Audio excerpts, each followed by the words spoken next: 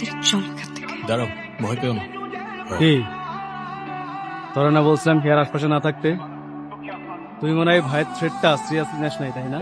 Correct, কারণ নেওয়ার প্রয়োজনই মনে করি নাই। শোন, ভাই শুধু হেয়ারে পছন্দ করে তাই, নাইলে ভাই হেয়ার লগে যা ইচ্ছা তাই করি। টাচ করে দেখাইতে বল না।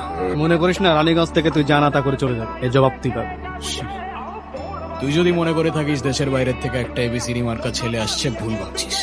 তোর জবাবের অপেক্ষায় থাকলাম। তোর ভাইয়ের জিগরায় দম থাকলে আমার চুলটা ছিঁড়ে দেখাইতে বলিস। চলো। তুমি ওদেরকে চেনো?